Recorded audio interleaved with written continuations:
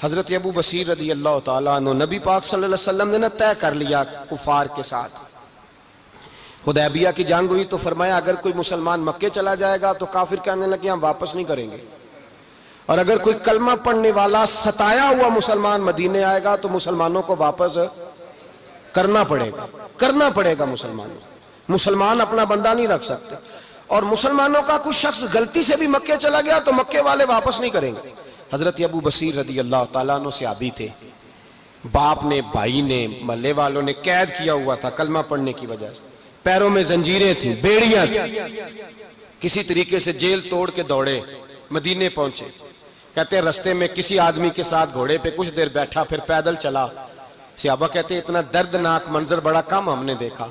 ابو بصیر جس گلی سے گزرتے وہاں خون پھیل جاتا، ان کی ٹانگیں خون سے کٹتی، وہ زنجیریں بندھی ہوئی در رسول پہ. حضور میں بھاگ کے آیا ہوں.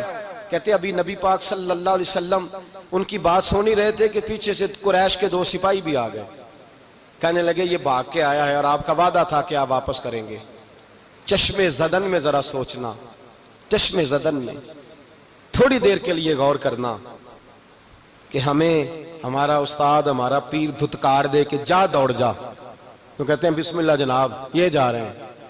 ایمان کی پختگی دیکھیں، اس نے تو ہمیں نکال ہی دیا جی، وہ کیسا بندہ ہے. یہاں تو کسی کے یہاں کوئی فاتحہ پڑھنے نہ جائے تو لوگ بگڑ جاتے ہیں.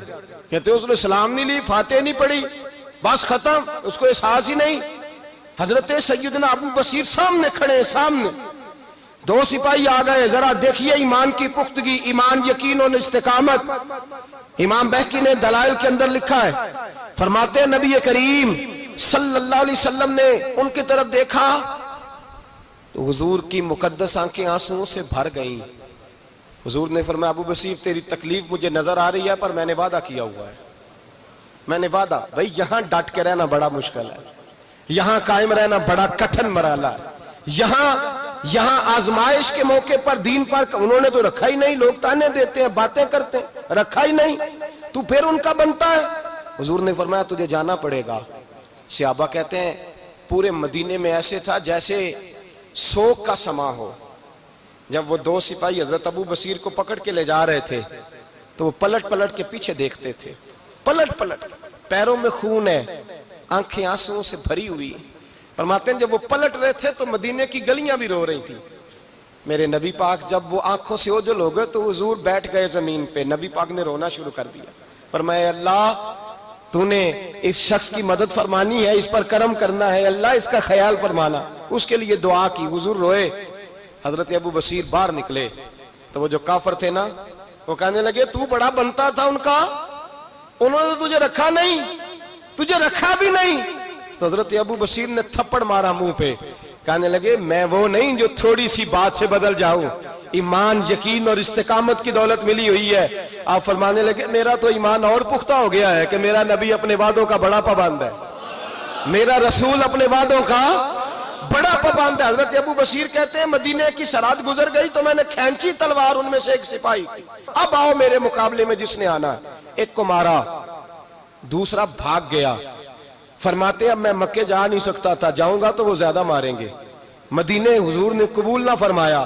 فرماتے ایک جنگل میں جا کے العیس نام کی ایک بستی تھی، وہاں ڈیرا لگا لیا، دریا کے کنارے، پانی پی لیتا، پتے کھا لیتا. تن تندور ہڈاں دا بالن تے اسی ہاواں نال تپایا، کپ کپ مکیاں پیڑے کیتے تے اتوں صبر پلیتھن لایا. تن دی ہانڈی تے من دا سالن اتے لون صبر دا پایا.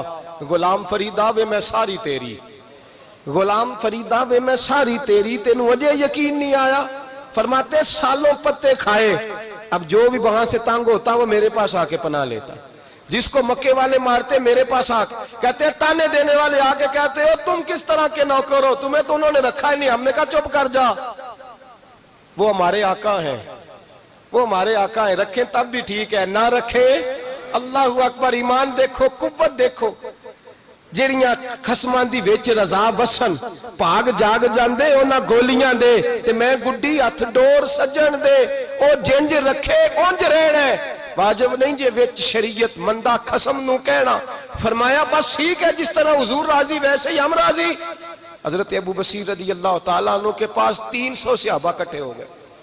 300 حضرت ابو بصیر جب مدینے کی سرحد سے گزر رہے تھے نا تو نبی پاک نے ایک آواز دی تھی، فرمایا ابو بصیر ایک وقت آئے گا کہ میرا پیغام تجھ تک پہنچے گا، ایک ٹائم آئے گا۔ حضرت ابو بصیر سے جب کوئی کہتا نا کہ زندہ کس بات پہ ہو تو فرمانے لگے مصطفیٰ کے فرمان پہ بڑا یقین ہے، بلاوا آئے گا، مجھے بلاوا، مجھے یقین ہے کہ مجھے بلاوا، بڑی امید ہے سرکار قدموں میں بلائیں گے اور کرم کی جب نظر ہوگی مدینے، مجھے یقین ہے کہ مجھے بلاوا۔ حضرت ابو بصیر رضی اللہ تعالیٰ عنہ فرماتے ہیں کہ وقت گزرتا گیا، 300 لوگ کٹھے ہو گئے۔ جب کوئی مسلمانوں کا قافلہ مکے کے پاس سے گزرتا تو مکے والے لوٹ لیتے تھے۔ حضور نے بھی اجازت دی مدینے والوں کو، اگر ان کا قافلہ کوئی آئے تمہیں بھی حملے کی اجازت ہے، کفر کا مال مال غنیمت ہے۔ حضرت ابو بصیر کہتے ہیں جب بھی ہمارے قریب سے وہ رستہ تھا شام کی طرف جانے کا، جب بھی کافر گزرتے ہم ان کے قافلے پکڑ لیتے، لوٹتے، ہم بھی ان کو اس طرح کی سزا دیتے جو مسلمانوں کو دیتے تھے۔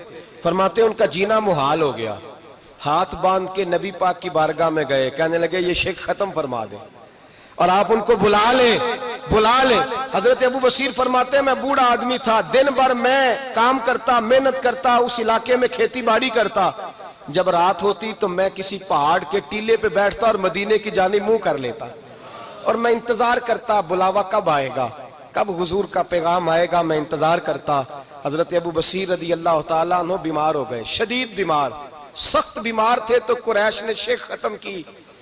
حضرت ابو ہریرہ کہتے ہیں نبی پاک نے 2 صحابہ کو رکا دیا، فرمایا جاؤ اسے جا کے کہو آ جائے، اسے کہو آ جائے۔ صحابہ کہتے ہیں ہم پہنچے تو ان کا آخری وقت چل رہا تھا، آخری ہجکیاں تھیں، ایمان اور یقین دیکھو، آخری ہجکیاں۔ لوگ کہتے ابو بصیر وقت آ گیا، وہ کہتے نہیں ابھی وقت نہیں آیا، وقت تب آئے گا جب نبی پاک کا بلاوا آئے گا۔ حضور کا وعدہ تھا وقت تب آئے گا جب میرے نبی کا بلاوا آئے گا، ابھی بلاوا نہیں آیا تو ابو بصیر کا وقت بھی نہیں آیا۔ صحابہ کہتے ہم نے جا کے رکا، تھمایا، اٹھنے کی بھی طاقت نہیں تھی۔ جب حضور کا رکا لیا نا تو دونوں یوں مٹھیاں بند کر لی، گویا جھوم جھوم کے نعرے لگانے لگے آؤ دیکھو میرے نبی کے وعدے کتنے سچے ہیں، آؤ دیکھو حضور کے وعدے، چومتے حضور کا نامہ، سر پہ رکھتے، سینے سے لگاتے، اور کہتے ہیں پھر بلند آواز سے کلمہ پڑھنے لگے، کہنے لگے حضور میں حاضر ہوا، یا رسول اللہ میں آیا، کہتے بلند آواز سے کلمہ پڑھا اور ان کی روح پرواز کر گئی، ان کی روح پرواز کر گئی۔ نبی رحمت صلی اللہ علیہ وسلم کے غلاموں کا یقین، اعتماد اتنے اعلیٰ درجے کا، کمزور مسلمان، دائیں بائیں دیکھتا مسلمان، کفر کے وعدوں پر اعتبار کرتا، یہودی عیسائی اور سکھ کے وعدوں پر اعتبار کرتا، دنیا دار ٹھگ اور چور کے وعدوں پر اعتبار کرتا، یہ رب کریم کے وعدے پر اعتبار نہیں کرتا، یہ اللہ رسول کے ساتھ اپنی توجہ کو مبذول نہیں کرتا۔ میرے رسول کریم سید عالم صلی اللہ علیہ وسلم کے غلاموں نے اعتماد کر کے، یقین کر کے ہمیں بتلایا ہے کہ جب تیرے پاس یقین کی دولت ہوتی ہے پھر تو دنیا کا طاقتور آدمی ہوتا ہے، جب تیرے پاس ایمان کی قوت ہوتی ہے تو دنیا کا سب سے مضبوط شخص ہوتا ہے۔ اپنے آپ کو مضبوط کریں، اپنے اندر ایمان کی توانائی پیدا کریں، یہ جھوٹے وعدوں پر، جھوٹی تسلیوں پہ اپنے آپ کو زندہ نہ رکھیں، نہ دیکھیں دائیں بائیں کیا ہو رہا ہے، توجہ سیدھی اللہ رسول کی جانب رکھیں، مضبوط ایمان پیدا کریں، تگڑا دانائی والا۔